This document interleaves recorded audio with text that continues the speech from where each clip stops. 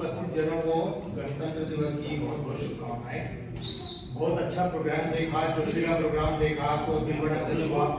तो मैं माहौल को सीरियस बिल्कुल नहीं बनाऊंगा और बिल्कुल आम भाषा की बातें मैं करता हूँ, क्योंकि मेरे को लेक्चर देना वक्ता मुझे रोक कर मैं लेक्चर देता नहीं, मैं बात ही करता हूँ। तो पहले तो आप ये बताओ, स्टेज पर बोलने में झिझक किस किस को होती है? हाथ खड़ा करके मुझे बताओ। अगर मैं आप लोगों से कहूँ यहाँ आओ और आप में झिझक है तो हाथ खड़ा करो। लो सर। तो मतलब जिन्होंने हाथ खड़ा नहीं किया वो यहाँ बुला सकता हूँ तो बोल सकते हो, ये मतलब मेरी बात का आप जवाब क्यों दे रहे हो? झिझक किस किस को है वो हाथ खड़ा करो, 1 मिनट में दूर होगी। चलो अभी विचार मत करो बच्चों। ये जो हाथ खड़े थे ना, मैं भी हमेशा ऐसे ही हाथ खड़ा करता, ठीक है?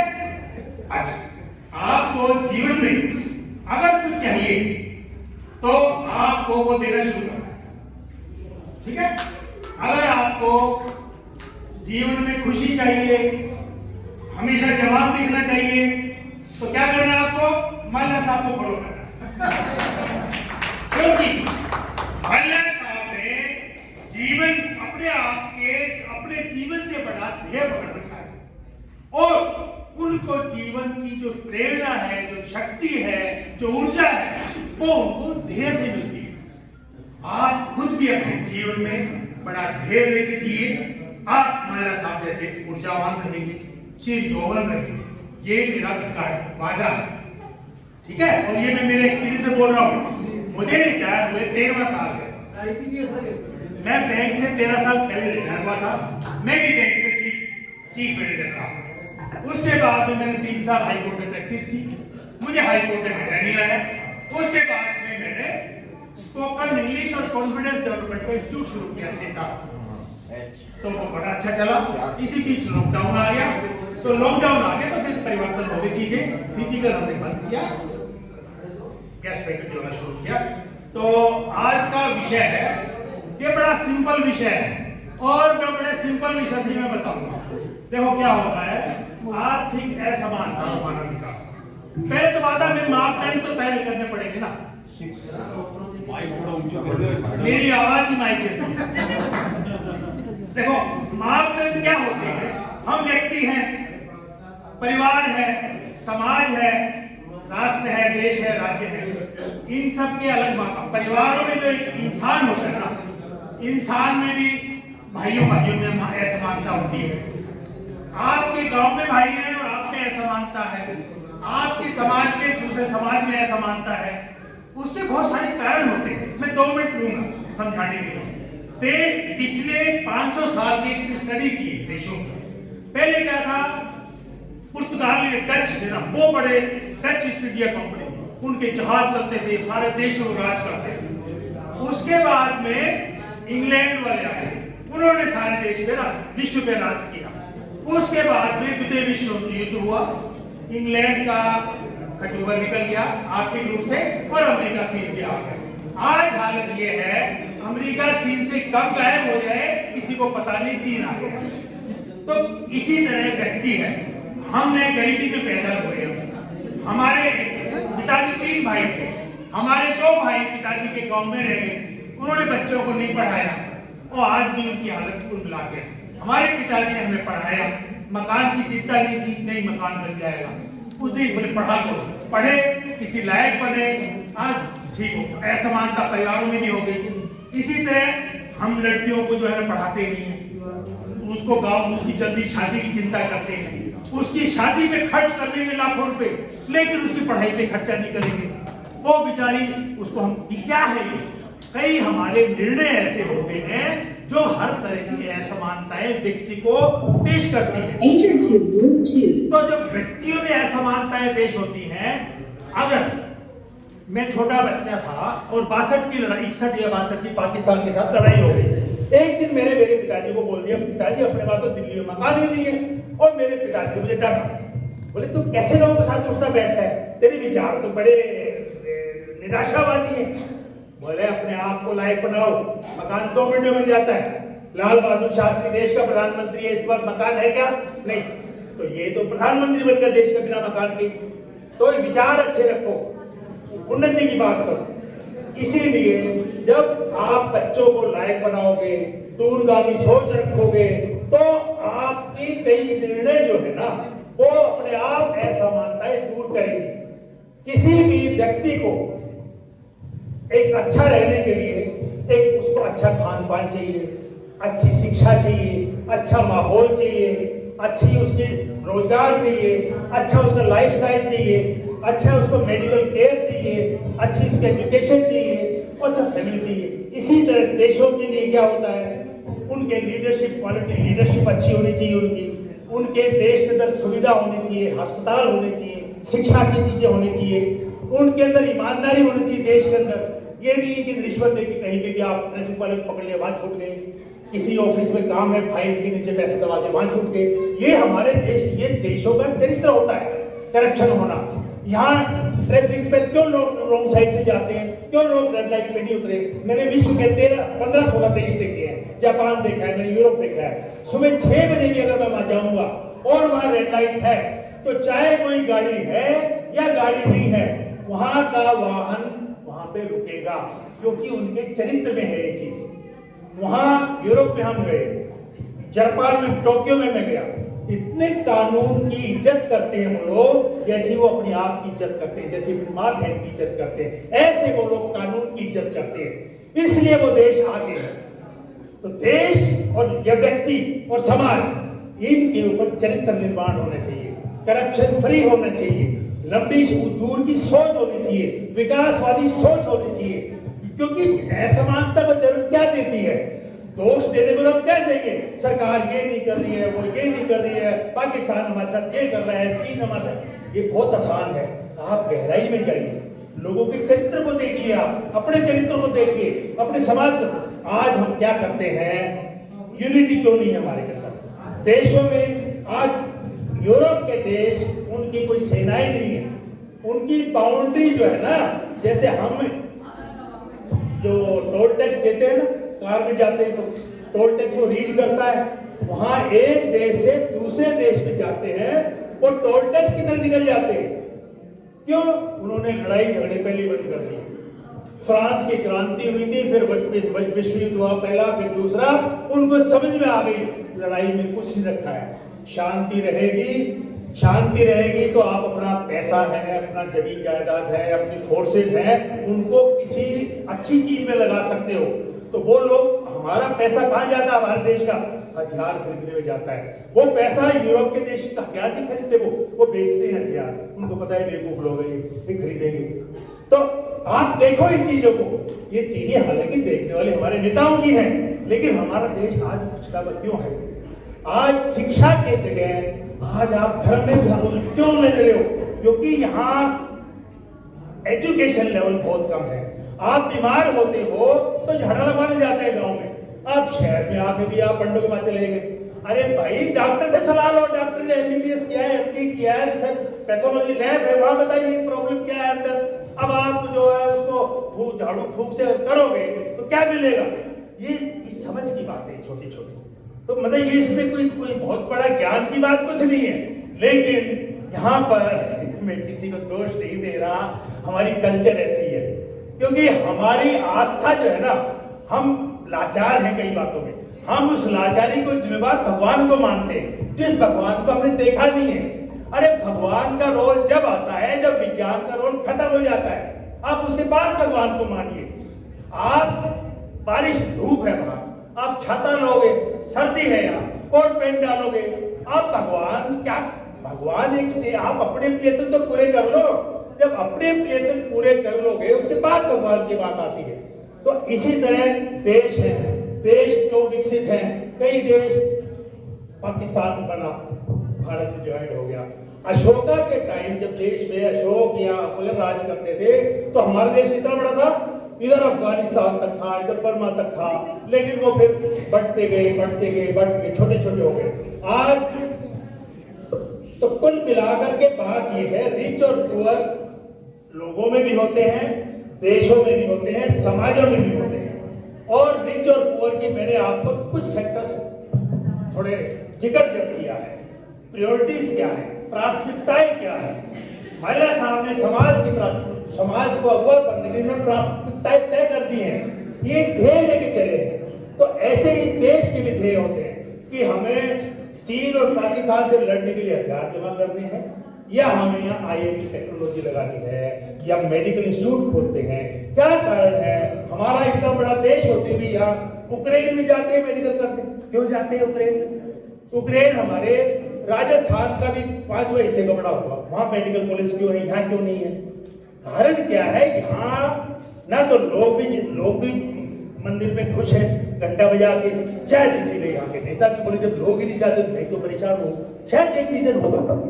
तो कहना कि मैं किसी की बुराई नहीं कर रहा हूँ, कहने का हमें प्राथमिकताएं अपनी उसी हिसाब से तय करनी होती है समाज की। और आपका खाने पीने रहने को जब अच्छा होगा तब आपकी अकल काम करेगी, अदरवाइज आप दूसरे को बेवकूफ समझोगे। क्योंकि एक पर्टिकुलर इस देश का सामाजिक ढांचा ऐसा है कि एक वर्ग है जिसको कि ये उसकी ये चलेगी ना, जब तक ये उसी बातें चलेगी, सुपरस्टिशन चलेंगे। सुपरस्टिशन आप हिंदी में क्या बोलते हैं? सुपरस्टिशन को हिंदी में क्या बोलते हैं? जैसे मतलब बिना किसी आडंबर या क्या बोलते हैं शब्द, अंधविश्वास। अब अंधविश्वास क्यों करता है?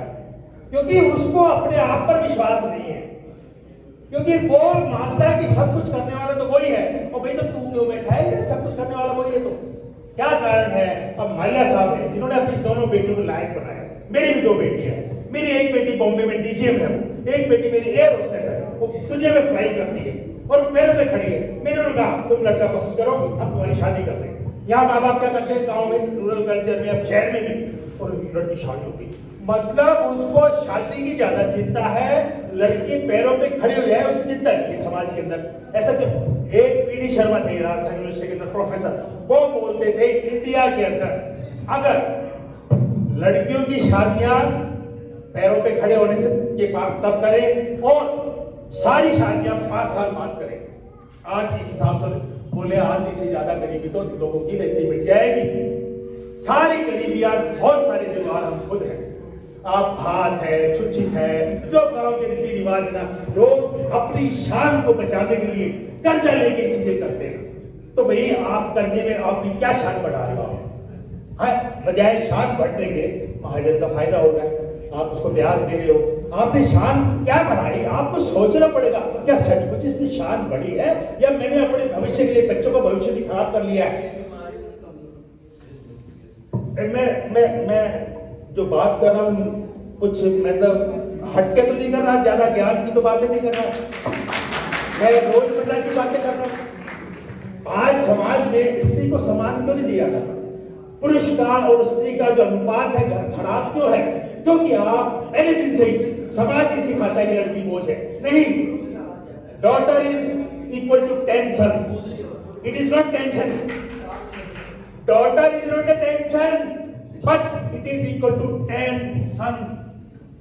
लड़की टेंशन नहीं है, लड़की 10 लड़कों के बराबर अकेली है, उसको मौका दो।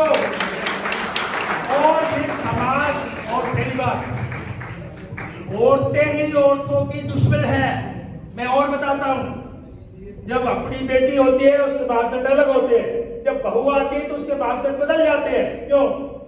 जब बहू ससुराल, अपनी बेटी ससुराल गई तो जमाई जी से एक्सपेक्टेशन अलग होती है, जब बहू अपने घर में आई तो बेटे से एक्सपेक्टेशन अलग होती है। क्यों आता है मापदंड भाई? ये हमें इन बातों को देखना पड़ेगा। मैं टॉपिक को इर्द गिर्द ही घूम रहा हूं, आर्थिक असमानता। क्योंकि आर्थिक असमानता हमारी व्यक्तियों के लिए तो हम खुद जिम्मेदार है काफी हद तक। सरकारों का रोल उसके बाद में आता है। सरकारों का रोल होता है पैसे का लेन देन है, हॉस्पिटल खोलने का है, स्कूल खोलने का है, देश के ऊपर हमला हो उससे बचाने का है, बीमारियां फैल जाए उससे बचाने, तब सरकारों के रोल होते हैं। और रोजमर्रा की जिंदगी तो आपकी अपनी है, आपके अपने हर तरह की चॉइस है। आपको डॉक्टर बनना है, इंजीनियर बनना है, बिजनेस करना है, टीचर बनना है, ये आपका अपना रोल है भाई। इसमें सरकार ही क्या, बाद में आएगी सरकारें। तो सरकारों को माहौल देना है, लेकिन अब यहाँ आप प्रायोरिटी दूसरी कर रहे हो। आज देखो आंकड़े मंडल साहब ने भी आपको बताए हैं, तो उन आंकड़ों में जाने में कोई बहुत ज्यादा नहीं है। फिर भी जो है ना, शहरों के अंदर विकास ज्यादा होता है, गांव में कम होता है। डॉक्टर अम्बेडकर भी कह के गए थे कि आप लोगों को अगर विकास करना है तो शहरों में जाइए। लोग क्या करेंगे, 1-1.5-2 बीघा जमीन के चक्कर में पड़े रहेंगे वहां पे और लुटते रहेंगे। और वो गांव में डॉक्टर अम्बेडकर कह गए थे कि villages are the cesspool of casteism, आपकी पहचान मत जाति से है और फलाने के और दिखने के। अरे तो आप उस माहौल से बाहर आइए ना, तो आपको कोई मजबूरी है क्या? लेकिन वही बात है, आप वो ऐसे पता नहीं किस तरह की, आप ना तो पढ़ते हो, हमारे बहुतों को मैंने देखा समाज में पढ़ते ही नहीं है, जो अब नारेबाजी में विश्वास करते हैं। हर आदमी नेता बनने चला है यहाँ पे। अरे नेता बनने के लिए भाई मैं बताता हूँ, भाटी साहब है, ये नौकरी पूरी करके आए, उसके बाद सेकंड लाइन खेल रहे हैं, इनको पता है मैं क्या कर रहा हूँ। हमारे 10वीं 12वीं वाले बच्चे पूरी पढ़ाई पूरी करेगी, कोई फलानी पार्टी में बढ़ जाए, कोई दिखनी पार्टी बन जाए, और कोई फलाने मंदिर में उसका वो। अरे कहने का मतलब पहले अपने आप को पैरों पे खड़ा करो, पैरों पे खड़ा करोगे, आप माँ बाप पे बोझ नहीं बनोगे, तब आप कुछ सोच पाओगे। अब आप तो समाज में ही बोझ और माँ बाप में ही बोझ हो, तो आर्थिक समानता तो बीच को दिया आपने पहले। तो कुल मिला के देखो, दूसरी सरकार की कुछ नीतियां होती हैं जो कुछ प्रॉब्लम होती है, जैसे टैक्स रेट है। पहली सरकारों ने अमीरों पर ज्यादा टैक्स लगाती थी, इन सरकारों ने आगे क्या किया, अमीरों के टैक्स को कम कर दिए और गरीबों के टैक्स ज्यादा कर दिए। जैसे जीएसटी लेती है सरकार, आपको पता होगा जीएसटी जो है ना, नीचे के लोग ज्यादा देते हैं और अमीर आदमी से जीएसटी का कंट्रीब्यूशन 2% है और नीचे वालों को ज्यादा है। ये सरकार की नीतियां भी होती हैं। अगर अमीरों के टैक्स आप लगाते हो, एक जगह में पढ़ रहा था कि अगर अमीरों के आप टैक्स लगाओ तो आपकी अस्पताल कितने साल 3 साल चल सकते हैं अगर उन पर आप 1% वेल्थ टैक्स लगाओ। अगर उन पे आप 2% टैक्स लगाओ तो आपकी एजुकेशन की कई रिक्वायरमेंट्स पूरी हो सकती है। तो सरकारों की देखो नीतियां बदलती हैं। वर्तमान सरकार है, इसकी अलग नीतियां हैं, पहले की सरकार है उसकी अलग नीतियां हैं, क्योंकि हर सरकार के अपने एजेंडे होते हैं। वर्तमान सरकार ये मानती है कि बिजनेसमैन को पैसा दे दो और वो ऐसे भलाई के काम करेंगे और गरीब आदमी तक पहुंचेगा, लेकिन वो कामयाब पिछले 10 साल से हम देख रहे हैं वो कामयाब नहीं हुआ एक्सपेरिमेंट। पहली वाली सरकारें क्या करती थी कि सबको बांटो, थोड़ा थोड़ा सबको बांटो ताकि गरीब को मिलेगा। पहले वाली सरकार क्या चाहती थी, उनका एजेंडा क्या था, भाई इनको 5,000 10,000 12,000 कैश दे दो महिला को, ताकि वो घर की मालिक होती है और वो काम चला लेंगे। ये वाले क्या करते थे, इनको 5 किलो अनाज देते, मतलब आप मरोगे ना और जियोगे ना, मतलब वो ये सरकारों के फैसले होते हैं, उसके लिए आपको खुद अपना रास्ता निकालना होता है। तो ये छोटी छोटी बातें हैं। और ये जो मानव विकास है इसका इंडेक्स होता है, उसको ह्यूमन इंडेक्स बोलते हैं। तो यूनाइटेड नेशंस एक बहुत बड़ी संस्था है जो सारे देशों में मिलकर बनाई है, उसके मापदंड उन्होंने बना रखे हैं। 3 मापदंड है उनके मेन, उन 3 पर उनको माना जाता है। 3 मापदंड, एक तो हेल्थ है, एक एजुकेशन है, एक आप एनवायरनमेंट है जिसमें आप रहते हो। उन मापदंडों पे हर देश की गिनती होती है, टैली होती है। जैसे माला साहब ने बताया था, अब हम 2022 रिपोर्ट के हिसाब से हम 180 देशों में 132वें नंबर पर हैं। बांग्लादेश हमसे आगे है, श्रीलंका हमसे आगे है। जिन देशों को हम कभी मदद करते थे वो इन मापदंडों पर आज हमसे आगे हैं। और इसी तरह से करते करते और फिर हमें लास्ट में फिर मैं ये कहूँगा, हेल्दी लाइफ तब होती है जब आप a sound body in sound mind, आप आगे की सोच के चलिए। मैं मेरा उदाहरण देता हूँ, मेरी 3 बहनें हैं। मेरे पिताजी ने उस जमाने में उनको पढ़ाया, जब मैं 72 साल का हूँ तो मेरी बहनें मेरे से छोटी होंगी, जब कोई गांव में पढ़ाता नहीं था, बल्कि यूँ कहते थे कि इनके घर में रोटी नहीं है खाने के लिए, इसलिए उनको हॉस्टल में रख दिया। मतलब हमें ताने मिलते थे कि इनके घर में रोटी नहीं है, इसलिए इन्होंने अपनी बहनों को हॉस्टल में रख दिया। तो मेरी तीनों बहनें ने BA किया, B.Ed किया, MA किया, दिल्ली में नौकरियां लग गई, टीचर बन गई, 2 वाइस प्रिंसिपल तक पहुंची, अच्छे घर मिल गए, अच्छे रिश्ते मिल गए और हमसे अच्छी रहती है वो। क्यों? मेरे पिताजी 50 साल तो आने वाले टाइम में सोचे थे। लोग क्या करते हैं, लड़की को पढ़ाएंगे, 10वीं मुश्किल से करवा ली, उसकी शादी की चिंता करें, फिर लड़की नौकरी लगी, पैरों पर खड़ी है, शादी का भी आराम से। कारण क्या ना, बहुत सारे तो रीति रिवाज रस्म रिवाज ऐसे हैं जो हमें पीछे खींच रहे हैं और हमारी असमानता को जन्म दे रहे हैं। ये तो हमारे लोगों समाज की बात हो रही है। आप हर समाज के अपने मापदंड होते हैं। माल्या साहब जैसे अग्रणी होंगे तो हमारे समाज में परिवर्तन आना, मुझे तो पूरा भरोसा है आएगा। ऐसे लोग और चाहिए, अकेले माल्या साहब से काम नहीं बढ़ेगा, क्योंकि ये तो एक आदमी क्या कहते हैं, ऐसे हमें हजारों माल्या साहब चाहिए और इनकी टीम बड़ी हो तो नई नई चीजें करेंगे, नई बातें करेंगे। तो वैसे कहने को मतलब इतना कुछ था भी नहीं, मैं तो अपने दो शब्द वैसे मेरे मन में आई कि आप लोगों को बताऊं। अंत में फिर यही कहूंगा, बच्चियों को बढ़ावा दो, उनको भ्रूण हत्या बंद होनी चाहिए, लड़कों को खुली आजादी दो, लेकिन एक से ज्यादा तू अपना कमार अपना फेंक कर जो करता हो, ये नहीं है खिलाओ लड़के को अच्छा, पढ़ाओ लड़के को अच्छा, जिम्मेवारी सारी लड़की को, ऐसा थोड़ी होता है। इसके लिए कौन जवाबदार है? आपको अपने गिरबान में झांकना पड़ेगा कि क्या हम समाज को कैसा बनाने चाहते हैं, आने वाले समाज को। आजादी अगर बच्ची अपने पैरों पे खड़ी है, अपने निर्णय ले रही है, और जब तक वो कोई गलत रास्ते पे नहीं है, आपको उस पर ट्रस्ट करना पड़ेगा। ठीक है, इन्हीं शब्दों के साथ मैं अपना समाज